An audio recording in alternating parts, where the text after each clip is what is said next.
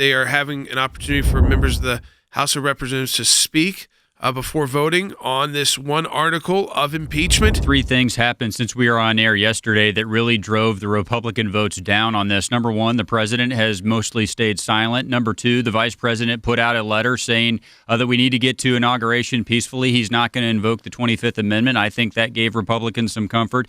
And Jordan, I think most significantly, Speaker Pelosi announced her managers, and in that list of managers was not a sober list of people who would conduct this in the mode that she said it needed to be carried out in.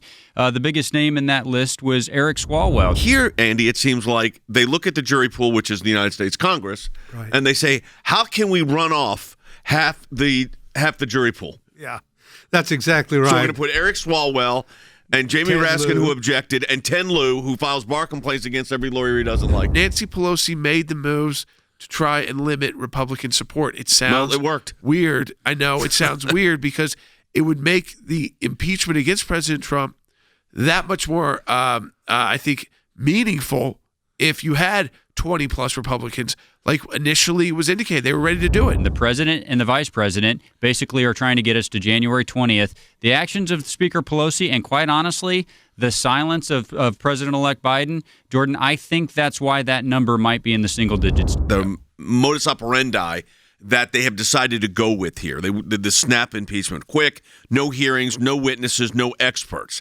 Jonathan Turley talked about that. Let me play that bite. The creation of a snap impeachment, this will create new precedent for going straight to the floor for an impeachment of an American president without a hearing, without an opportunity for the president to respond to questions from the House. This is not a court of law, but they usually do take that kind of testimony before.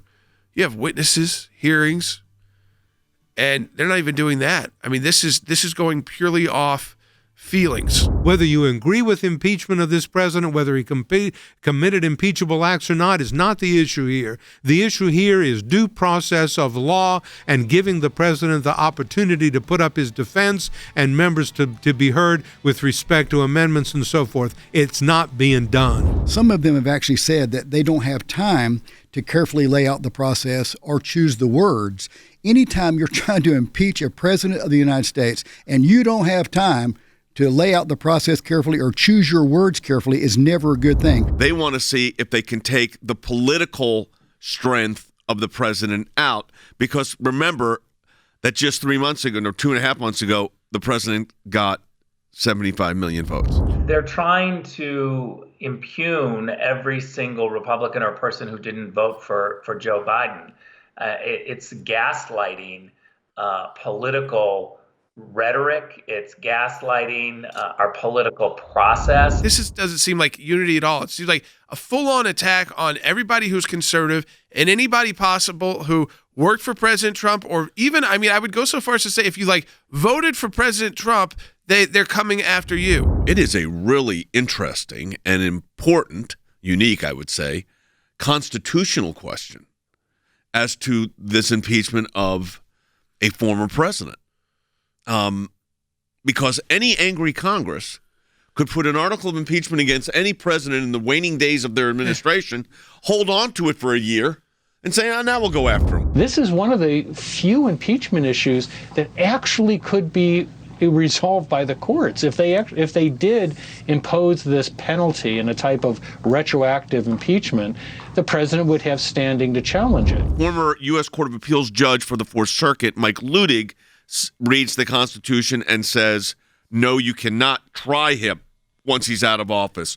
Others say because, as you mentioned, Jordan, the penalty phase, Andy, that's their argument that you could. But, I mean, when you read the Constitution itself, I think there's a strong argument that you can't. Even if you think that, if this happened and there was still a year left in this presidency, if you were someone who said that, then I would support impeachment, because I believe what happened was wrong. I think you could still join me in opposing this because of how potentially dangerous this is for our country and the division it will continue to sow. And we don't need that. We will have political battles with the Biden administration, many of them. I mean, we're preparing for that. Right. But this is not that. We're talking about division amongst Americans. But this was and it's just, it is so calculated. That's what I was about to say. I think so dangerous.